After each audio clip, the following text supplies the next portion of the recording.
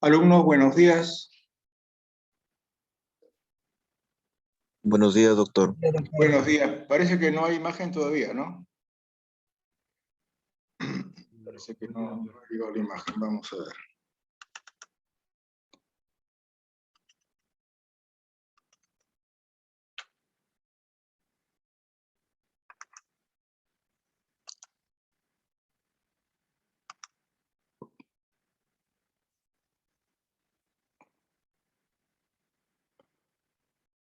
¿Tenemos la imagen?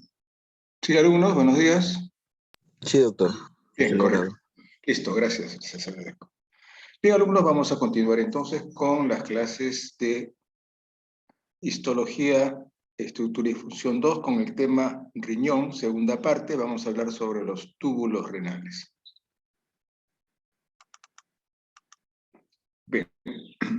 Los túbulos renales van a formar parte de todo el sistema de filtración renal y vamos a dividir en varios segmentos. En primer lugar, hablaremos sobre la porción tubular de la nefrona, en la cual está constituida por el túbulo proximal, los extremos delgados del asa de Henle y por el túbulo distal. Todo ello corresponde a la porción tubular de la nefrona.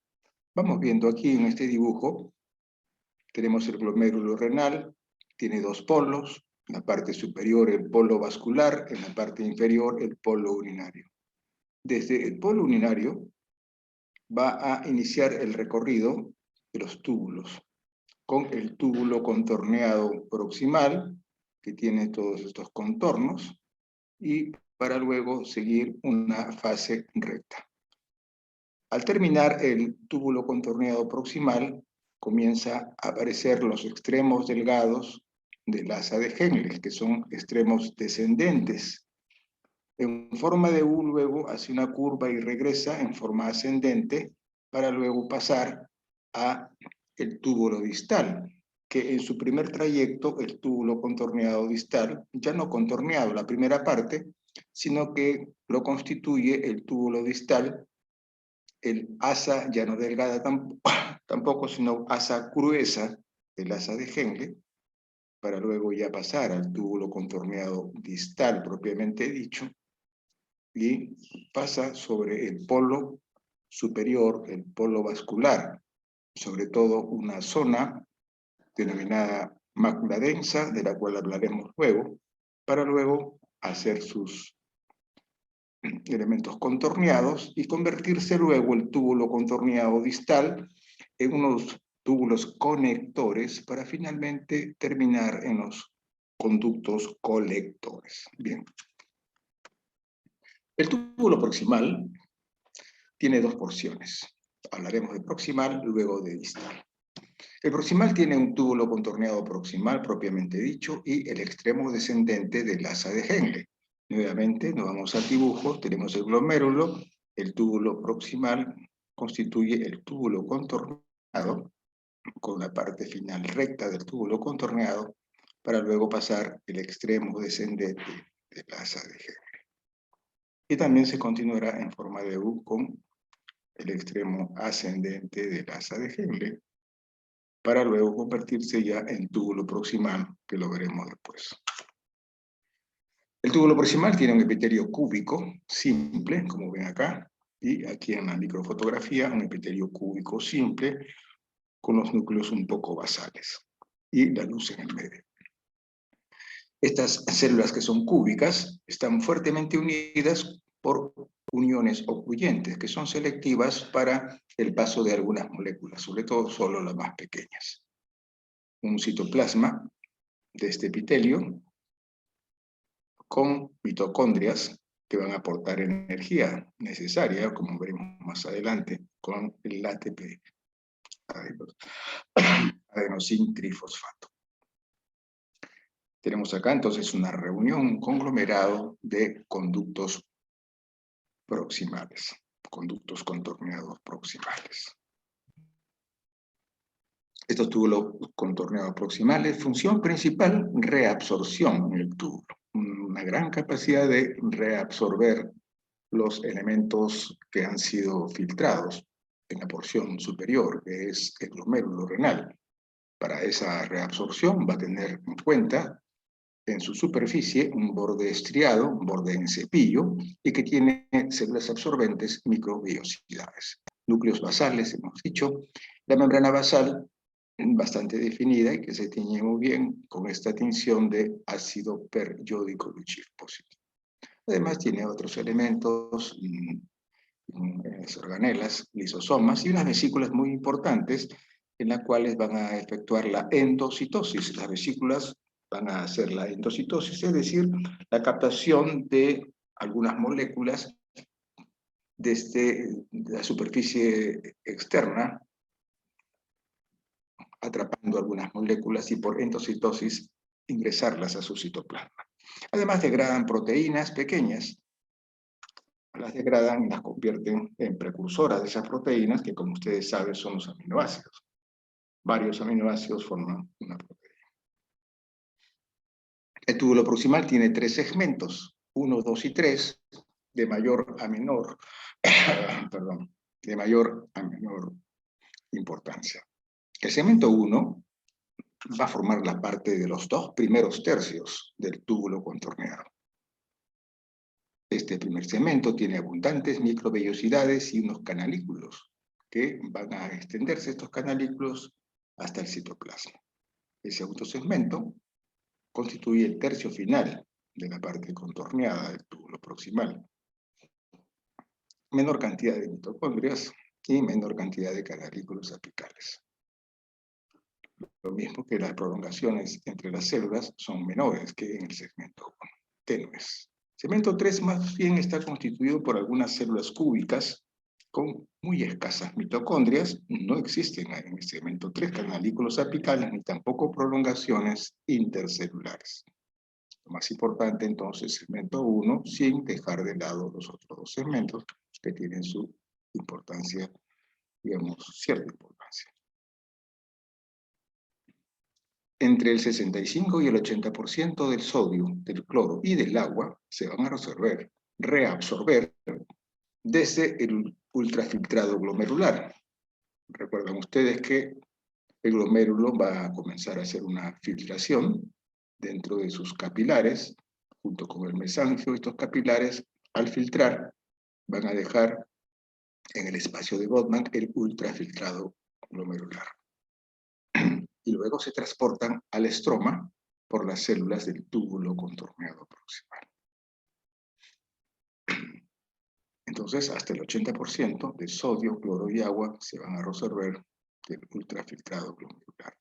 Este sodio se va a bombear en forma activa debido a la presencia de una bomba de sodio.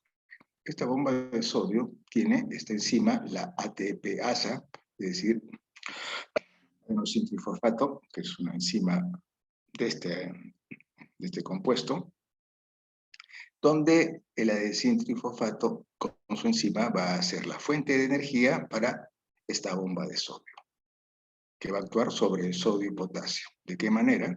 Esta bomba de sodio va a desplazar el sodio desde el espacio intracelular al espacio extracelular y todo lo contrario con el potasio. Eso va a realizar la bomba de sodio. Acá tenemos entonces hasta el 80% de sodio, cloro y agua se va a reabsorber en este ultrafiltrado, que es la parte del espacio de Brodmann. Y va a pasar a túbulo contorneado proximal, que tiene una gran capacidad de reabsorción. Tenemos el túbulo contorneado proximal con sus células cúbicas y la luz en el centro. El agua de esta filtración pasa por unos canales de regulación. Estos canales se denominan acuaporina 1, que se encuentran en la membrana vasolateral. Además, también la glucosa, los aminoácidos y las proteínas del ultrafiltrado, que hemos hablado, que se encuentran en el espacio de Brodmann, se reabsorben a través del túbulo proximal. El túbulo proximal también lo constituyen los extremos delgados del asa de Henle, que son estos que están de amarillo. Tienen estos extremos delgados del asa de Henle, epitelio simple plano, tienen nefronas corticales con segmentos delgados pequeños, y las nefronas yuxtamedulares, que están en la corteza, pero muy cerca de la médula. Estas nefronas tienen segmentos más largos, y que llegan incluso hasta la papila renal, que ya conocemos que es la zona medular. Los extremos delgados del asa de Henle se parecen bastante a los capilares. La luz no tiene células sanguíneas, y también los extremos delgados del asa de Henle, al igual que el túbulo proximal, aunque en menor grado, tienen algunas microvellosidades cortas, abultadas en las partes de las superficies de las luces. Luz Henle significa asa de Henle, esta es una célula con epitelio plano, luz amplia, y que la vemos acá en nuestra microfotografía. Células del asa delgada de Henle.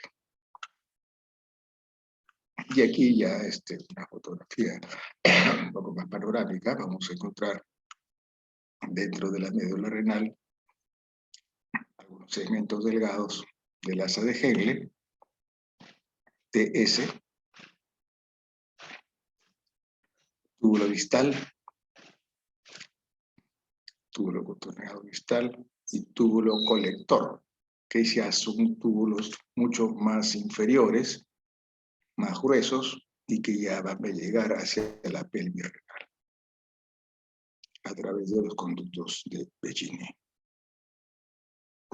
Extremidad descendente delgada del asa de Henle es permeable al agua, prácticamente muy parecido a lo del túbulo contorneado proximal, debido a la presencia de unos canales. A través de estos canales va a haber bastante permeabilidad hacia el agua, denominándose estos canales acuaporina 1. Esta reabsorción del agua se produce en forma exclusiva en la rama descendente, ya no en ascendente, como lo veremos luego. La permeabilidad es moderada para otras moléculas, como por ejemplo de la urea, sodio, cloro, entre otros. Ahora hablemos del extremo ascendente. Ya bajó, hizo la curva de la U y pasa a ser extremo ascendente ya, delgado del asa de Henle, pero ya es aquí impermeable al agua. No es como el extremo descendente, que es bastante permeable al agua. Sin embargo, hay una bomba de ATPasa de sodio y de potasio en esta rama ascendente que puede ayudar a la reabsorción de sólidos. Siempre la bomba de ATPasa va a hacer el esfuerzo para poder colaborar en procesos de reabsorción. La furosemida, que es un conocido fármaco diurético, va a inhibir esta bomba de reabsorción de sodio y aumenta entonces la excreción tanto de agua como de cloruro de sodio, porque es un diurético la furosemida. Inhibe la bomba de sodio. A veces algunos pacientes con hipertensión arterial necesitan liberar líquido, agua, entonces se aplica y se inhibe la bomba de reabsorción de sodio. Algunas células que componen el extremo delgado de asa de Henle, tipo 1, 2, 3 y 4, el tipo 1 solo para las nefronas corticales, los otros 3 para las nefronas yuxtamedulares, y todos ellos presentan células escamosas en su superficie externa. Hablemos ahora del túbulo distal. El túbulo contorneado distal tiene dos porciones. Se inicia en extremo grueso, porque este es delgado amarillo, verde ya es grueso, extremo grueso ascendente del asa de Henle, y luego se continúa con el túbulo distal, contorneado distal propiamente dicho. Iniciamos con el extremo grueso ascendente de asa de Henle. Tienen epitelio simple cúbico bajo, al igual que el túbulo proximal. núcleo redondo central. Tiene también uniones ocluyentes, es decir, que son poco permeables debido a que solamente pasan las moléculas de poco peso molecular. El túbulo distal no es permeable al agua, no es permeable a la urea. Tiene, claro, bombas de cloruro de sodio que llevan este sodio de la luz al estroma, que justamente esa es la labor que hace, ¿no? El sodio lo eliminan del interior de la célula, del intracelular, y lo pasan al extracelular, que es el estroma. Además, van a producir, dentro del extremo grueso ascendente del asa de Henle, una proteína, Tamm-Horsfall, que esta proteína tiene como misión, entre otras, impedir la formación de acúmulos de sales de calcio, los cálculos. El túbulo distal tiene un elemento muy importante, que es la mácula densa, que se ubica más o menos sobre la superficie superior, es decir, sobre el polo vascular. Es una placa de células epiteliales del túbulo distal que se acopla al hilio vascular, donde está la arteriola aferente y la arteriola eferente.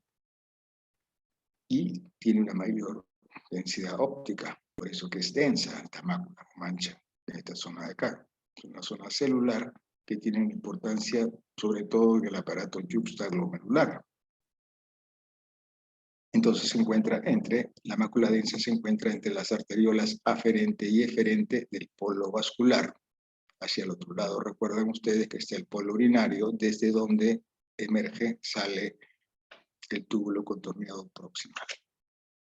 Y por eso que va a dar la vuelta por acá, asa de Henle, regresa, túbulo distal, mácula densa para este lado, sigue por aquí las circunvoluciones del túbulo contorneado y pasa luego a convertirse en túbulo conector, finalmente conducto colector. El túbulo contorneado distal es el segundo elemento, epitelio cúbico simple, citoplasma claro, núcleos redondos. Los túbulos contorneados distales son más cortos que los proximales. Por eso que en los cortes transversales vamos a ver que hay mayor cantidad de túbulos contorneados proximales que distales, en una proporción de 7:1. Y vamos viendo aquí el glomérulo, con su polo vascular, polo urinario. En el polo vascular vamos a encontrar la arteriola aferente que entra, la arteriola eferente que sale. La arteriola aferente tiene sobre la parte superior pasa el túbulo. El túbulo distal, que hemos visto que sube y da la vuelta sobre la superficie del polo vascular, teniendo en la parte inferior la mácula densa de que habíamos hablado. Y también vamos a ver células yuxtaglomerulares, también en la arteriola eferente, o sobre la superficie de la arteriola aferente. Estas células yuxtaglomerulares forman parte también del aparato yuxtaglomerular, como veremos adelante. Bien, y por la parte inferior, polo urinario, donde emerge el túbulo contorneado proximal, muy importante para la absorción, debido a su borde en cepillo, con microvellosidades en su superficie epitelial interna. Túbulo contorneado distal no es permeable al agua, no es permeable a la urea. En la membrana plasmática también existe una ATPasa para sodio y potasio.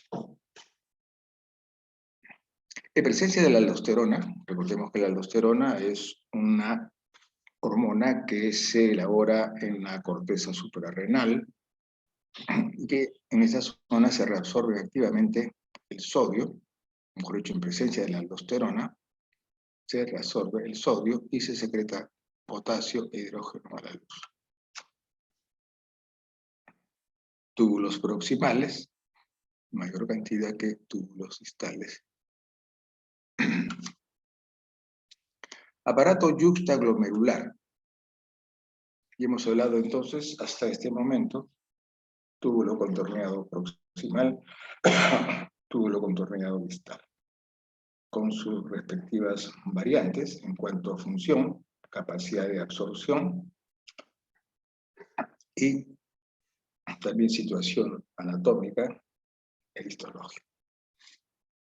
El aparato yuxtaglomerular tiene como función regular la función de la nefrona y lo hace por intermedio de la mácula densa.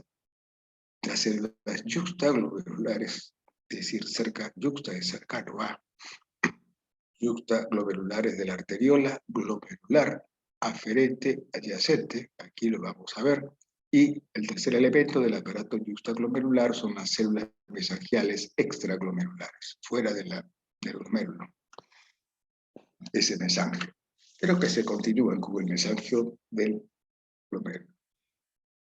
En este dibujo vamos viendo, entonces primero hablamos sobre el glomérulo que está en la parte inferior. En la parte superior vamos a encontrar arteriola aferente, arteriola deferente. Sobre todo vamos a encontrar al túbulo contorneado distal que tiene en la parte inferior una mácula densa. Entonces, el aparato yuxtaglomerular lo constituye en la mácula densa que se encuentra en esta zona, muy cercano a la arteriola deferente, pero que entre ellos se va a ubicar las células yuxtaglomerulares en celeste, que es el segundo elemento del aparato yuxtaglomerular. Células yuxtaglomerulares de la arteriola, de esta arteriola glomerular aferente adyacente, cercana. Y en tercer lugar, células mesangiales. Estas son las células mesangiales extraglomerulares,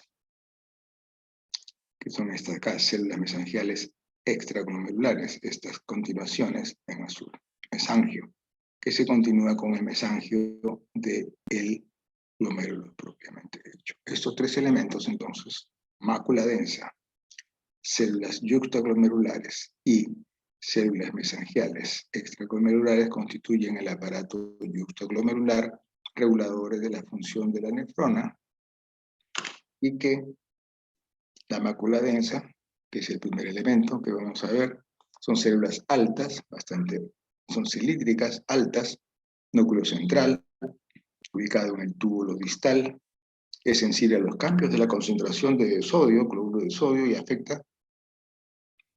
ayuda a la liberación de la renina. Y la renina, ¿quién la libera? Las células yuxtaglomerulares. La renina es muy importante, como van a ver ustedes, sobre la vasoconstricción y sobre también la disminución de la presión arterial. La renina, enzima elaborada por las células yuxtaglomerulares, por estas células yuxtaglomerulares, se secreta cuando el cloruro de sodio disminuye o la presión arterial disminuye. Cuando la concentración del cloruro de sodio disminuye o la presión arterial disminuye. Bien, la mácula densa entonces ya la hemos visto, pero no tiene una membrana basal, de tal manera que las células yuxtaglomerulares que están por debajo de la mácula densa, pues están en íntimo contacto con estas células de la mácula densa. Mácula densa y células yuxtaglomerulares. Las células yuxtaglomerulares también se denominan células granulares, ¿correcto? Células granulares. Acá tenemos un sinónimo, células granulares es igual a decir células yuxtaglomerulares. Las células yuxtaglomerulares de la arteriola glomerular, otro elemento también llamadas células granulares, son células de músculo liso. Miren ustedes, esta forma de anillos sobre la superficie de la arteriola aferente y también en menor grado sobre la arteriola deferente. Vamos a tener que se localizan en la túnica media de las arteriolas glomerulares aferentes y en ocasiones también de las arteriolas eferentes, como ver, menor grado, acá mayor grado. Nuevamente entonces, células yuxtaglomerulares, que son granulares, también se llaman células granulares, en la eferente y en la aferente mayor. Las células yuxtaglomerulares tienen una inervación, fibras nerviosas simpáticas, y contienen estas células yuxtaglomerulares, miren ustedes, gránulos de renina. Es una hormona que controla la secreción de aldosterona. Tienen además enzima convertidora de angiotensina 1 a angiotensina 2. Nuevamente, túbulo distal sobre polo vascular, arteriola aferente, arteriola eferente. Tenemos acá células granulares en celeste, es decir, células yuxtaglomerulares, y células mesangiales extraglomerulares, y el glomérulo por debajo. Y el túbulo proximal saliendo en el polo urinario, al otro lado del polo vascular. Células mesangiales extraglomerulares, también llamadas células de Lassis, células de Purkinje o células de Guttmacher. Hay que tener en cuenta con los sinónimos. Acá mismo en esta presentación podemos ver los sinónimos y también en los textos diferentes. Ocupan el espacio entre la arteriola aferente, la mácula densa, la arteriola eferente y el polo vascular. Estas células mesangiales extraglomerulares. Entonces, Lassis, fíjense, Lassis, si estamos hablando de Lassis, estamos hablando de las células mesangiales extraglomerulares, que son estas de acá. Ocupan el espacio entre la arteriola aferente, la mácula densa, está por acá arriba, mácula densa, la arteriola eferente, y todo esto es el polo vascular. Entonces son las células mesangiales extraglomerulares. En la región mesangial extraglomerular se continúa con esta región mesangial extraglomerular, como había dicho, se continúa con el mesangio intraglomerular. Del extra pasa al intra, las mismas células mesangiales que acá están llamando células de Guttmacher. Las células glomerulares extraglomerulares, que son estas células mesangiales, son similares a las células intraglomerulares. Son las mismas, pero están ubicadas en un sector fuera del glomérulo. El mesangio extraglomerular, este de acá puede representar, es el nexo entre la mácula densa, las arteriolas glomerulares aferentes, eferentes, y el mesangio interno. Sistema renina-angiotensina-aldosterona es una cascada, es decir, una sucesión de eventos.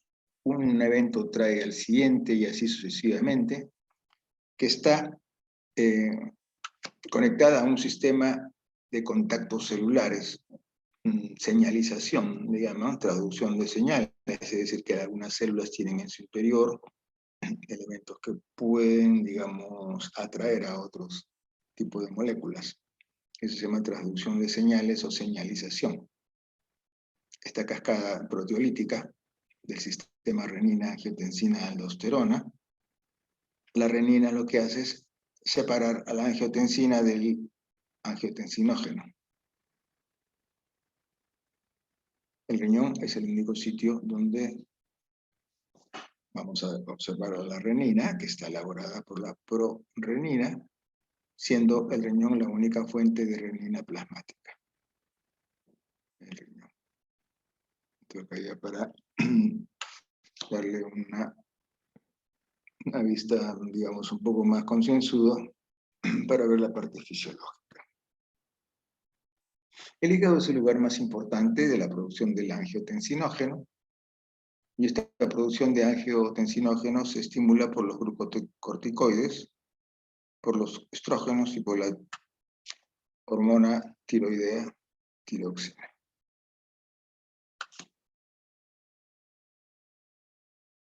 Entonces acá tenemos el sistema renina-angiotensina-aldosterona.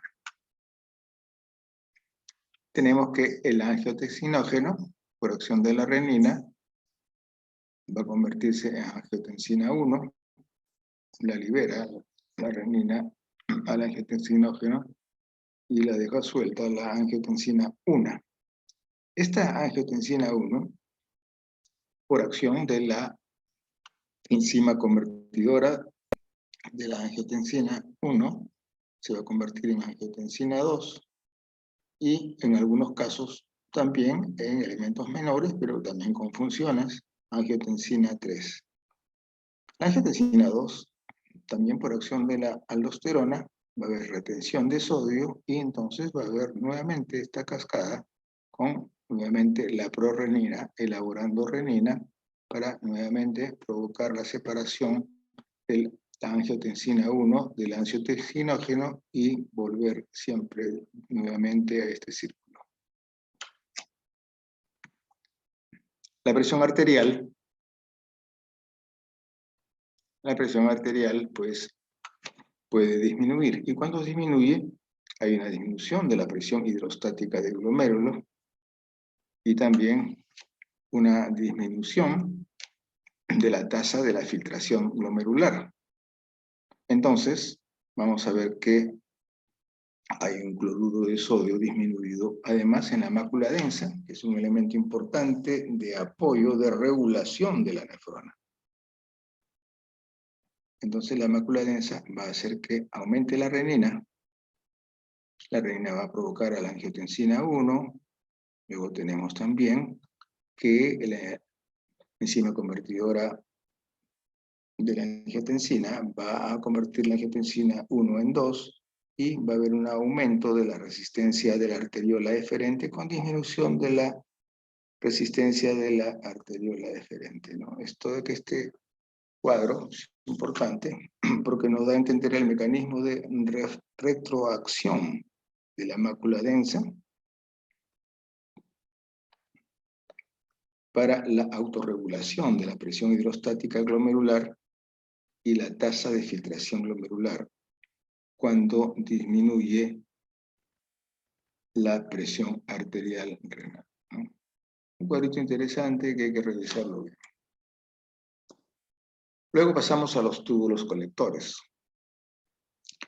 Y hemos dado todo el circuito desde el inicio, en cual desde el ultrafiltrado glomerular que se ubica en la región de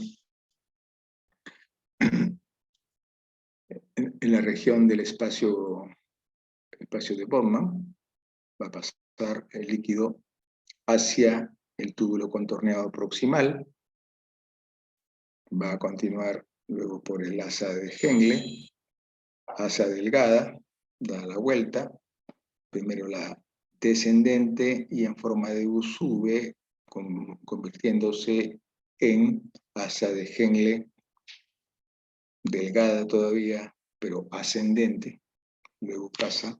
Acá tenemos el dibujo, vamos a repetirlo. Tenemos aquí el glomérulo renal, polo urinario, arriba polo vascular. Desde el polo urinario, vamos a ver que tenemos acá túbulo contorneado proximal, que se continúa con el asa de Henle, porción descendente delgada, da la vuelta en U, tenemos porción delgada del asa de Henle, pero ascendente, y luego pasa a convertirse en túbulo distal. El túbulo distal inicialmente es la asa gruesa del asa de Henle, o la porción gruesa del asa de Henle, para llegar a ser ya por aquí el túbulo contorneado distal que pasa sobre la superficie de del glomérulo renal, sobre todo en la zona de la mácula densa. Continúa sus circunvoluciones para convertirse luego en túbulo conector y el túbulo conector en conducto colector. Entonces estamos en los túbulos colectores. No son parte de la nefrona, varios túbulos contorneados distales se unen y forman un túbulo conector primero, que conduce al túbulo colector.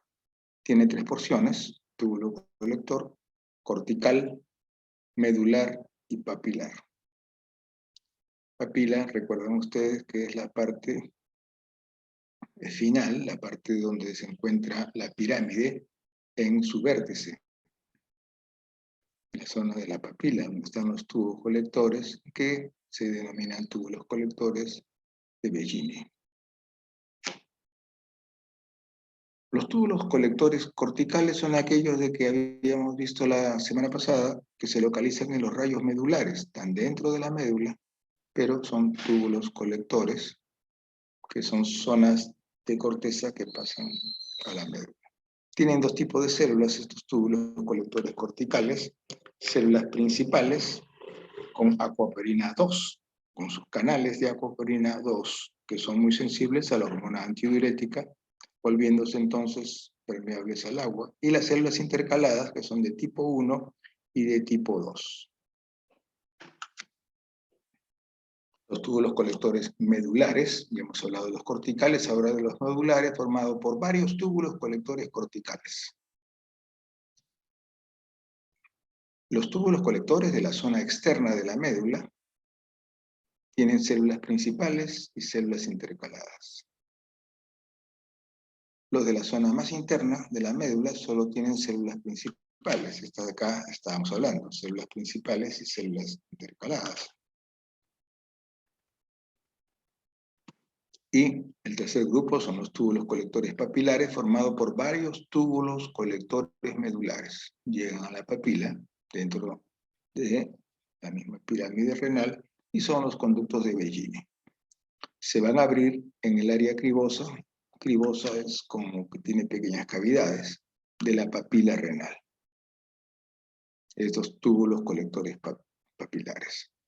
Hemos conversado la semana pasada también que desde los túbulos colectores papilares van a drenar la orina hacia el cáliz menor, luego pasan a los cálices mayores, y finalmente a la pelvis renal.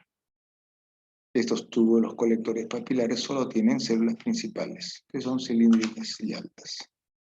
Acá tenemos, miren, células de los túbulos colectores. Son células cúbicas con un núcleo central grande y dejan pues una luz central. Cada uno de ellos. Los túbulos colectores son impermeables al agua también. No hay una permeabilidad, digamos, extensa, vital, como en el túbulo contorneado proximal. Acá son impermeables al agua, sin embargo, en presencia de la hormona antidiurética sí se tornan permeables. Normalmente, cuando no está actuando la hormona antidiurética, están cerrados estos canales de aquaporina 2, no hay reabsorción de agua, y la orina es abundante e hipotónica, es decir, con pocos moléculas de soluto. Bastante orina, pero una orina que es bastante, ¿cómo se puede decir? No es densa, al contrario, muy diluida. Pero en presencia de la hormona antidiurética, los canales de aquaporina 2 sí están abiertos para reabsorber el agua, y el volumen de orina, al reabsorberse el agua, entonces el volumen de orina va a disminuir y la orina que se expele está muy concentrada. Todo lo contrario a la hipotónica, donde está muy diluida. Tenemos entonces acá la necrosis tubular aguda, que es, aquí vemos, acá tenemos los túbulos normales, pero por acción de factores diversos de patologías de los glomérulos nefritis, problemas de diabetes, mellitus, que afectan también como órganos blancos al riñón. Entonces vamos a ver que la creatinina circulando por la sangre va a aumentar y va a conducir en muchos casos a una insuficiencia renal aguda. Pero antes vamos a tener la presencia de necrosis en los túbulos, necrosis tubular aguda. Necrosis es muerte celular de las células propias de estos túbulos renales. El intersticio renal es un tejido conectivo tenso, irregular y con fibras colágenas, el intersticio. Además, fibras elásticas, porque muchas fibras colágenas producen pues colagenización, es decir, producen fibrosis, que es una patología bastante común en algunos pacientes que tienen insuficiencia renal. En la corteza, solamente el 7% del volumen cortical es tejido conectivo formado por colágeno, fibras elásticas, fibroblastos y algunas células dendríticas en el intersticio. 7% de intersticio en la corteza, mientras que en la médula es 30% del volumen medular. Fibroblastos, macrófagos, células intersticiales. Estas células intersticiales van a producir un lípido denominado medulipina 1, que se transforma luego en el riñón, en el hígado, perdón, esta medulipina 1 en medulipina 2, que es un elemento vasodilatador y diurético. Estos se encuentran en las células intersticiales de la médula renal. Acá tenemos una parte anatómica donde vemos la arteria renal, sus divisiones, primero segmentarias, luego las lobulares, interlobulares, y finalmente llegan pues a las arteriolas interlobulares y forman todo una red vascular arterial. Las arteriolas glomerulares eferentes de las nefronas corticales son cortas, forman una red vascular peritubular, estas arteriolas glomerulares eferentes. Estas células endoteliales de la red peritubular vascular elaboran la hormona estimulante de la médula ósea que vimos hace un par de clases, la eritropoietina.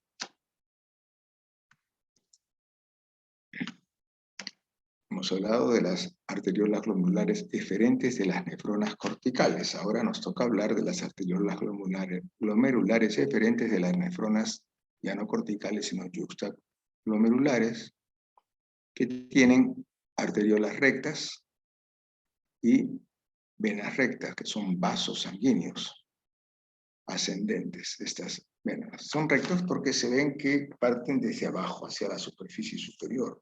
Por eso se le llaman a todos estos vasos eferentes de las nefronas yuxtamodulares. En conjunto se denominan vasos rectos. Son los vasos rectos.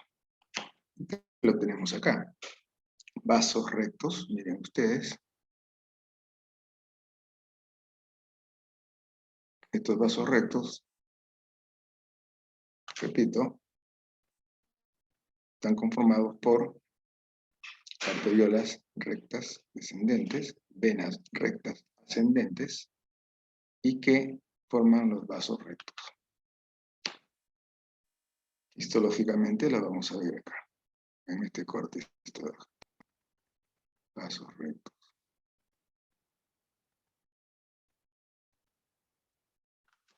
Bien.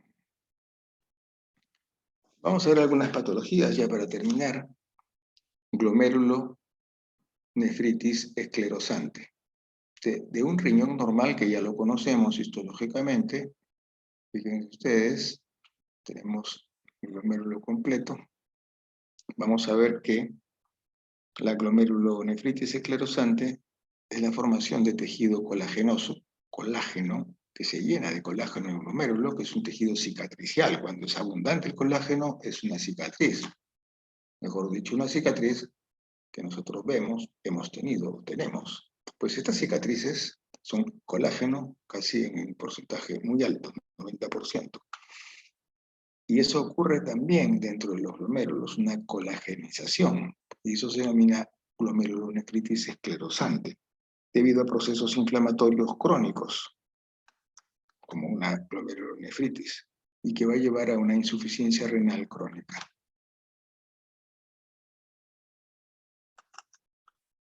Tenemos ahora un glomérulo hyalinizado, reblandecido, ya que no tiene una función, digamos, absolutamente no hay función dentro de un glomérulo hyalinizado, y ocurre esta hialinización, un reblandecimiento, una pérdida de vitalidad, una disminución del calibre de los vasos por infiltrados inflamatorios, miren ustedes acá, células inflamatorias crónicas, linfocitos, en el intersticio entre los glomérulos renales, algunos están totalmente atróficos y otros hialinizados. Túbulos atróficos pequeños, han perdido irrigación. Al no haber irrigación, pues pierden su función, se atrofian. Y además de esta atrofia de los túbulos renales, el intersticio también se fibrosa, es decir, colágeno en el intersticio, fibrosis.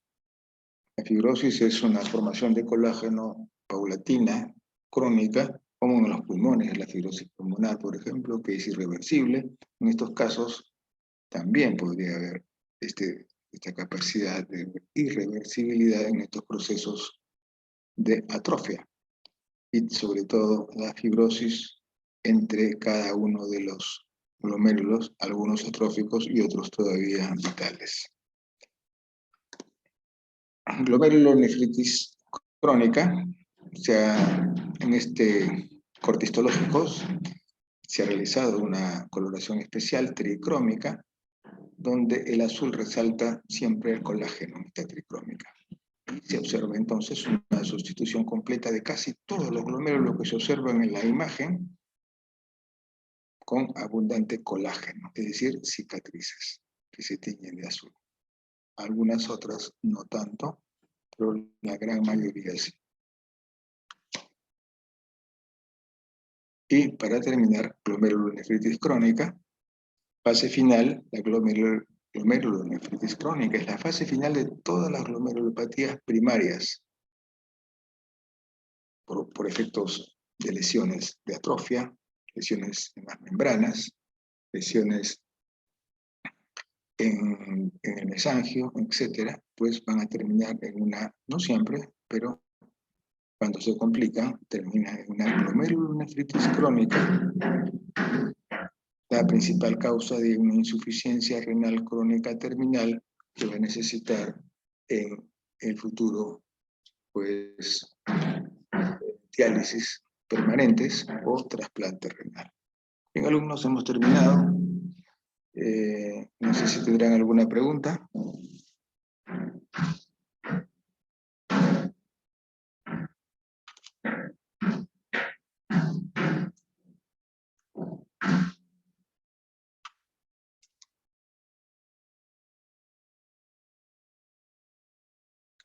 ¿Alguna pregunta, alumnos? A ver, Irwin César, ¿se encuentra presente? Sí, doctor. Ya, porque pensé que no había audio. Bueno, si han entendido algo que les falta entender, no sé. A ver, Irwin, tú que ya te tengo aquí en línea.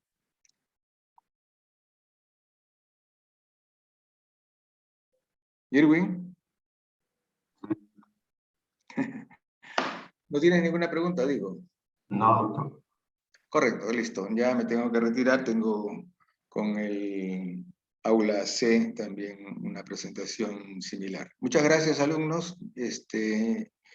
Ya estaremos conversando con el delegado, en este caso, ¿no? Para ver sobre el examen y algunas otras cosas. Gracias nuevamente y nos vemos la próxima semana. Nos vemos también el sábado, que es el examen. Estaré presente. Probablemente podré estar en una de sus aulas. De todas maneras, en alguna de ellas. Gracias. Hasta luego. Gracias, doctor. Gracias, doctora. Hasta luego. Hasta luego. Muchas gracias.